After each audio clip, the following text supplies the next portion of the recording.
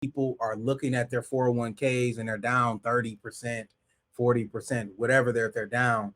Um, you only lose money in the stock market when you sell, right? You only lose money when you realize that loss, right? So what I don't want you guys to do is to panic and to just go out and liquidate all your assets at a loss and take that loss, which you should, especially with a 401k, because that is a long-term investment. So you should be thinking about, if you have any liquid money at the moment, you should be thinking about, what could you get in right now, what long-term investment you can get in right now and buy while the company is on sale. Because I think the stock market is the only place in real estate where when something goes on sale, people run from it. But if it was a Gucci shirt, if it was Louis Vuitton, right? We understand value when we looking at Louis Vuitton, Rolex, right? If Right. they run a sale, we're in there because we understand value of their quality product. And when it's low, if a Louis Vuitton purse is $300, we like, whoa, that's that's a good buy. But now when we're looking at some of these quality companies go on sale, I feel like we tend to run. So could you talk about like the investor mindset and the millionaire mindset that people need to be in order to acquire wealth and to purchase some of these assets while there's quote unquote blood in the street? Right. Yeah. My mentality is I want you all to think with the long haul in mind, that if you're buying at a discount, that this is a gift. So the reality is the edge that we have over the big dog hedge funds and institutional investors is that we can invest for the long term. Like that's really the edge we have, is that we can buy and hold it for a while. So like think about it like this.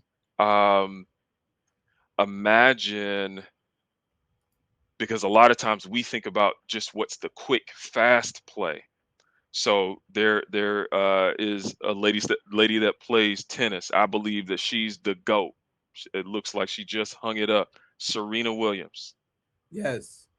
So she's been playing tennis for over 2 decades, and was great for a really long time. Now imagine if Serena was a stock, and you bought her you bought stock in the entity that is Serena Williams after 2 years of her playing tennis, and then you sold the stock in her 3 years later. How you would feel today, looking at what her career was and how she became literally the greatest. Right. You know what I mean? Like the reality is the best tends to continue to be great over time.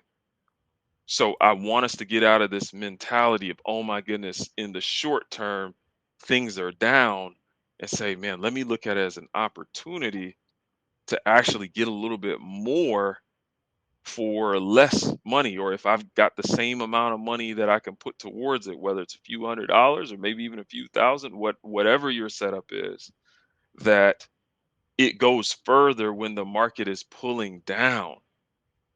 So these are the times we want to really be looking to buy, when things are falling, and get it out of our mind of the quick play. Say, hey, no, no, I'm in for the long haul.